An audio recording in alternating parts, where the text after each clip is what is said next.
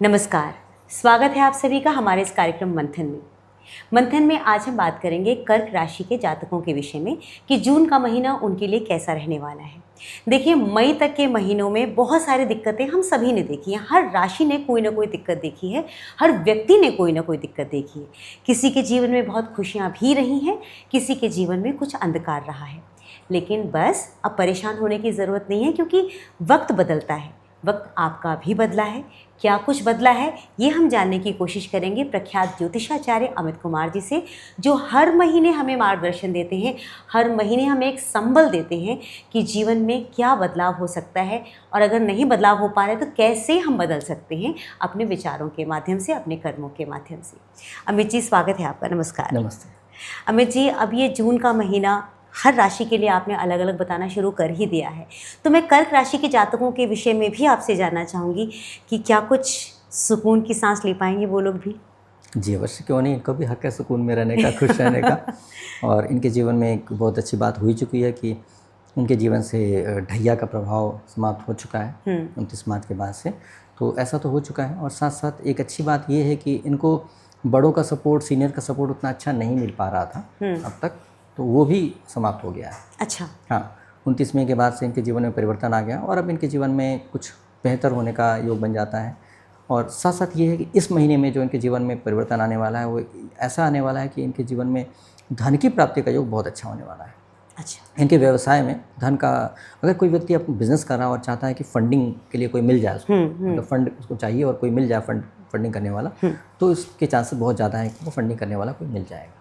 शुक्र है। ये अच्छी हम बात यूजुअली ढूंढते हैं ना कोई फंडिंग करने वाला मिल जाए हमें। तो बिल्कुल मिल जाएंगे, और बहुत अच्छे तरीके से इनका काम अच्छे से चल पड़ेगा। लेकिन फिलहाल इस महीने में थोड़ा ध्यान रखने की ज़रूरत है कि काम में थोड़ी सी अड़चन परेशानियाँ रहेंगी, इसलिए इनको फंडिंग की लगे और फंड मिल जाए तो बहुत अच्छा हो जाएगा। जैसे मान लीजिए ऑर्डर मिल गया है, इनके पास बजट नहीं है कि माल खरीद के सप्लाई कर पाए, अगर भेज दें तो प्रॉफिट हो जाएगा, ऐसा बढ़िया योग बन जाएगा। लेकिन अब है ही नहीं इनके पास बजट, तो कैसे किया जाए, काम अटक गया ना। हाँ जी। तो ऐसी भी समस्या आती है कई बार कि व्यक्ति योग्य तो होता है लेकिन पैसे चाहिए होते हैं, और इस तरह से करके इनको फंड भी मिल जाएगा, इनका काम भी अच्छी तरीके से कर पाएंगे, और अगले महीने और भी स्मूथ हो सकता है, ऐसा बढ़िया बन रहा है। तो इसलिए घबराने की ज़रूरत नहीं है। इनको लग रहा होगा पता नहीं यार काम कैसे कर पाएंगे, ऑर्डर हाथ से निकल जाएगा, ऐसा हो जाएगा, वैसा हो जाएगा, तो मेरे विचार से इनको कर्क राशि वालों को घबराना नहीं चाहिए और कोशिश करना चाहिए, बहुत प्यार से डिसेंट तरीके से पेश आइए, क्योंकि गुस्सा बहुत ज़बरदस्त आ रहा है इनको। अच्छा। ज़बरदस्त इनके दिमाग में चिड़चिड़ापन सा, गुस्सा सा, और एनर्जी हाई है, ऐसा नहीं कि एनर्जी की कमी है।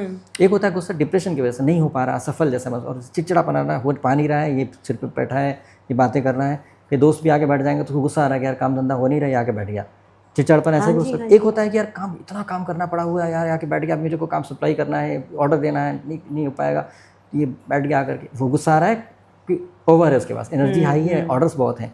तो इसलिए दोनों तरीके, यहाँ पर एनर्जी हाई है, ठीक है। तो इसमें क्या करें कि बहुत कोऑर्डिनेशन स्थापित करें, और बहुत इस तरीके से किसी पे गुस्सा ना करें, शांत रहें, क्योंकि यही एनर्जी जो गुस्सा दिला रही है, यही एनर्जी इनको बेनिफिट दिलाएगी, ये एनर्जी आगे बढ़ाएगी। तो एनर्जी है, अब कहाँ से निकाल देते हैं आप, चैनलाइज कर लें, तो उसको पॉजिटिविटी में चैनलाइज कर लें, गुस्से में मत करिए, गुस्सा नहीं किया कीजिए, गुस्सा करने का कोई फ़ायदा नहीं है। तो इस तरह से करके अगर आप चलेंगे तो आपका ब्रेन बहुत अच्छा परफॉर्म करेगा, बहुत अच्छे तरीके से आप कोई भी कार्य कर पाएंगे। साथ साथ ये है कि आपको धन के मामले में बहुत ही अच्छा होगा, मतलब मॉनेटरी फ्लो बहुत बढ़िया रहेगा, आएगा भी पैसा, जाएगा पैसा, सेविंग भी कर सकते हैं, फंड भी इकट्ठा हो जाएगा, मतलब उसमें गड़बड़ होने के चांसेस बहुत कम दिख रहे हैं। तो आप इस मामले में चिंता न करें, कॉन्फिडेंट रहें। अच्छा। पैसे की दिक्कत नहीं आएगी, सिर्फ आपको काम सही तरीके से हो जाए, इसमें ध्यान रखने की आवश्यकता है। और ध्यान ये भी रखना है कि आपके एम्प्लॉई या फिर कोई आपके यहाँ जो असिस्टेंट हैं, इन लोग सही तरीके से काम कर पाएँ। पता चला कि वो बंदे छुट्टी भी चले गए, या वो काम पे नहीं है, छोड़ के चले गए, तो आप अगर व्यवहार खराब कर दिया और छोड़ के चले गए तो गए काम से, फिर आप करेंगे काम कैसे। तो इसलिए क्या है, लोगों के साथ अच्छी ट्यूनिंग करके उनको ध्यान रखें कि आप वो सही तरीके से काम कर पाएँ। तो इनको इनके साथ बहुत अच्छी तरीके से पेश आएँ। अगर किसी को सैलरी बढ़ाने की ज़रूरत है, या किसी को कुछ फैसिलिटी की ज़रूरत है, या किसी की समस्या है, कई बार कोई उसकी माँ बीमार है और आप उसको काम पे लगा रहे हैं, छुट्टी नहीं दे रहे हैं, तो गलत है। तो इसलिए आप उनको थोड़ी सबके साथ पर्सनल कुछ समय दें, मीटिंग रख लें, भाई तुम कैसे हो, तुम्हारे परिवार में सब ठीक है, तुम कैसे हो, तुम्हारे परिवार में से कोई समस्या तो नहीं है, कि सबका स्वास्थ्य तो ठीक है। हाँ। एक बार अच्छा गेट टुगेदर कर लें सबके साथ, तो उससे क्या लोग कितना खुश होंगे कि यार हमारा मालिक तो बहुत बढ़िया है, हमारा ध्यान रखता है। आप यही फीलिंग आपने दे दिया तो खूब मेहनत मन लगा के काम करेंगे, इतना अच्छा प्रोडक्शन कर देंगे कि आप खुश हो जाएंगे, है ना। तो इस तरह से एक ह्यूमन बेस पे आप काम करेंगे तो बहुत अच्छा रहेगा। तो इससे आपका एक तो आप धर्म की कमाई भी हो जाएगी आपकी, आपको खुद भी सुकून मिला कि मैंने अच्छे कर्म किए, और आपका धन का तो सिस्टम ठीक ही था, लेकिन काम का सिस्टम जो गड़बड़ हो रखा था उसको अपने पवित्रता से, धर्म से, इंसानियत से ठीक कर लिया। ठीक है, अगर कोई मशीन खराब भी है तो अगर उनसे बोलेंगे भाई तुम लोग कुछ कर सकते हो तो बताओ, हम किसी और को पैसा देंगे, इससे बढ़िया तुम लोग ही देखो कुछ कर सकते हो, तो पता चला वो खुद मिल करके सारे के सारे वर्कर कर सकते थे, लेकिन कहते थे क्यों करें, मालिक करवाएगा किसी से। तो आपने बहुत प्यार से उनको बताया तुम कर सकते हो तो भाई उसको पैसा देते, इससे बढ़िया तुम लोग को पैसा दे देंगे। अगर आपने ऐसा ऑफर कर दिया, सारे मिल करके बढ़िया से मशीन को ठीक कर दिए, सही कर दिए और आप चला पड़े। ऐसे बहुत सारी चीज़ें होती हैं, बहुत सारे तरीके होते हैं, आप इनको अपना करके कोऑर्डिनेशन स्थापित कर लेंगे तो आपका काम लाजवाब हो जाएगा, किसी भी तरह की दिक्कत परेशानी नहीं आएगी। और बहुत अच्छा, तो ये इनके काम का तो हो गया, पैसे भी इनको बहुत अच्छे मिल ही जाएंगे। तो जो रिलेशनशिप आप जैसे आपने बोला वो क्रोध बहुत आ रहा है, तो क्रोध तो फिर रिलेशनशिप पे भी उसका असर डालेगा? नहीं, इतना ज़्यादा नहीं फर्क पड़ेगा। मज़ेदार बात यह है कि इनके जीवन साथी के साथ बहुत अच्छा कोऑर्डिनेशन स्थापित होने का बन रहा है। मतलब बताइए, क्रोधी भी होंगे और लेकिन अपने जीवन साथी के साथ चल तो रहा था, ठीक से चल रहा था, लेकिन बहुत अच्छा नहीं चल पा रहा था। मतलब एक होता है कि बेनिफिट मिल पाना, चाहे जीवन साथी कुछ भी कर रहा हो, कई बार उसका होना भी बहुत पॉजिटिव हो जाता है। तो इनके जीवन साथी की ऐसी एनर्जी होगी जो इनके लिए भाग्यशाली हो जाएगी। अब ऐसी ट्यूनिंग होगी, जो भी जीवन साथी इनको प्राप्त हुआ होगा ऐसा प्राप्त होगा जो इनके जीवन में प्रभावित करेगा। अब ये प्रभावित इनके जीवन में भाग्योदय करके जैसा प्रभाव वाला एनर्जी आ जाएगी। अच्छा, तो अपने जीवन साथी के साथ अच्छा तालमेल बिठाए। वैसे भी कर्क राशि वाले बचपन जैसा चंचलता होती है इनके अंदर, और बहुत शरारतें करते रहते हैं, हमेशा कुछ ना कुछ ऐसी हरकतें करते हैं जैसे बच्चे करते हैं। बहुत मेच्योर जैसा मेंटल वर्क तो बहुत अच्छा होता है मेच्योर जैसे, लेकिन घर में शरारतें करते हुए मिलेंगे। ऐसे लोग अपनी वाइफ को छेड़ते रहेंगे हमेशा, या वाइफ हो तो हस्बैंड को भी कुछ छेड़ते रहेंगे, कुछ ना कुछ मजाक करते होंगे लोग, बिल्कुल शरारती करते हुए मिलेंगे। तो करिए शरारतें, अच्छे से रहिए, प्यार से रहिए, अपने जीवन साथी के साथ अच्छा कोऑर्डिनेशन स्थापित करके चलिए, क्योंकि अगर जीवन साथी आपके प्रसन्न हैं तो आपके जीवन में भाग्य बहुत अच्छा काम करेगा, दैवी कृपा बहुत अच्छी काम करेगी। पूजा पाठ से पहले अपने जीवन साथी को प्रसन्न करिए, उसके साथ कोऑर्डिनेशन स्थापित करिए, उसके बाद भगवान से बोले भगवान जी आपने अच्छा सा जीवन साथी दिया था, देखिए मैंने उनके साथ सद्व्यवहार किया, उनको खुश रखा है, कोई दिक्कत नहीं है, कोई शिकायत की मौका नहीं देंगे आपको। तो बस भगवान जी से फिर मांगिए, भगवान कहेंगे अच्छा तूने बहुत अच्छा किया, चल मेरी तरफ से ब्लेसिंग्स, तो वो आपको मिल जाएगी। इस तरह से बहुत बढ़िया रहेगा। बहुत अच्छा। इनकी सेहत कैसी रहने वाली है? इनके सेहत के मामले में अगर इन्होंने क्रोध किया तो दिक्कत हो जाएगी, पेट से संबंधित कष्ट होने का बन रहा है, इनका पेट साफ नहीं होगा। मेरी सलाह रहेगी मॉर्निंग में उठ के सबसे पहले आप टॉयलेट चले जाएं, एक बार मोशन हो जाएगा उसके बाद, लेकिन पेट फिर भी साफ़ नहीं हो पाएगा, तो इसलिए फिर नाश्ता करने के बाद फिर से दोबारा जाइए, 2 बार टॉयलेट जाइए, तब जा कर के आपका पेट साफ़ होगा, लार्ज इंटेस्टाइन क्लियर करेगा।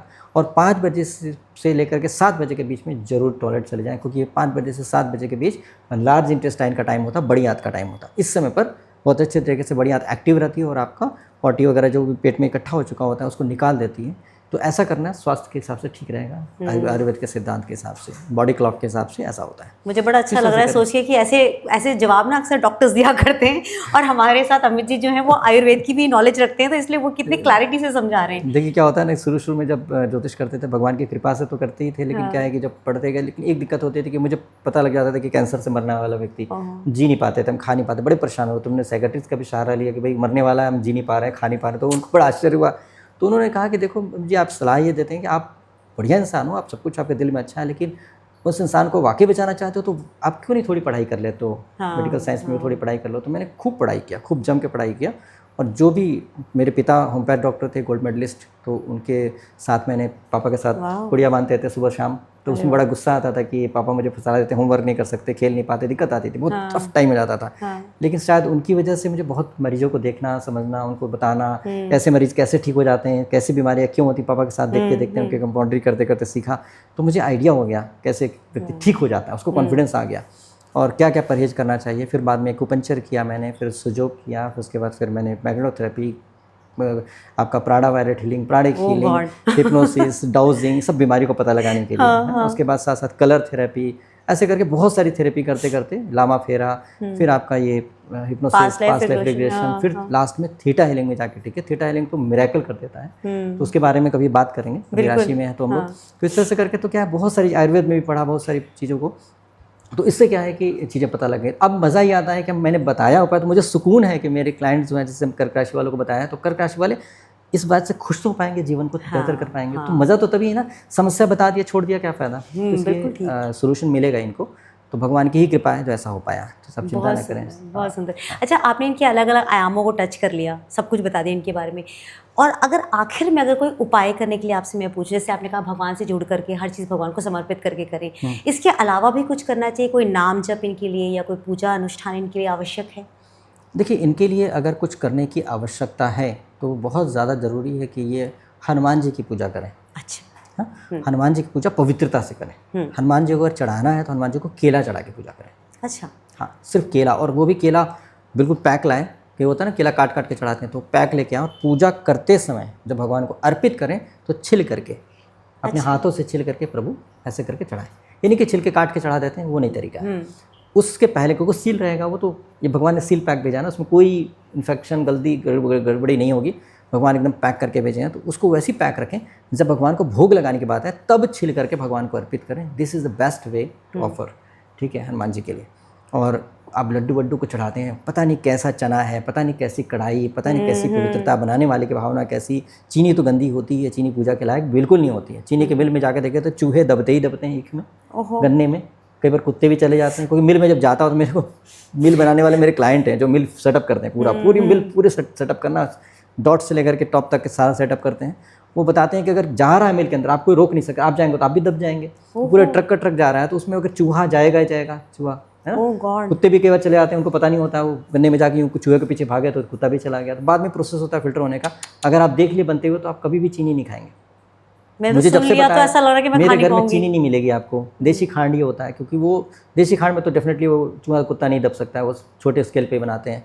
तो इसलिए क्या है कि ऐसी चीज़ें तो बिल्कुल भगवान को चढ़ानी ही नहीं चाहिए। इसीलिए सिंपल बेस्ट भगवान की बनाई हुई चीज़ भगवान को अर्पित कर दीजिए। अपनी औकात तो कुछ है ही नहीं, भगवान की बनाई हुई चीज़ भगवान करते, प्रभु आपकी रचना है, आपने क्रिएट किया है, आप भोग लगाइए, इससे ज़्यादा हम क्या दे पाएंगे आपको। ऐसे कर लीजिए। और भी अगर दिल में तो नारियल चढ़ा सकते हैं, नारियल पवित्र होता है, एकदम सील पैक होता है, और तोड़ कर उसका जल दीजिए, सबसे पवित्र हो जाता है। नारियल जल, नारियल का पानी और नारियल, तो ये भी भगवान को अर्पित कर सकते हैं। इस तरह से करके आप भोग लगा सकते हैं। और नहीं भी लगाते हैं तो कोई दिक्कत की बात नहीं, हनुमान जी आपकी वजह से पेट भरता है उनका, ऐसा तो है नहीं। तो इस तरह से अगर आप हनुमान जी की पूजा करेंगे तो उससे रहेगा कि आप अपने चैनलाइज कर पाएंगे अपने एंगर को। हनुमान जी का क्रोध गलत कभी नहीं किया हनुमान जी अपने क्रोध से, बुराई का नाश किया है, अच्छाई का कभी नहीं किया। तो इसलिए हनुमान जी की तरह से पावरफुल बन जाएंगे और अच्छे तरीके से अपना जीवन जी पाएंगे। बहुत बहुत धन्यवाद अमित जी आपका, मार्गदर्शन के लिए, नई राह दिखाने के लिए बहुत धन्यवाद। नमस्कार।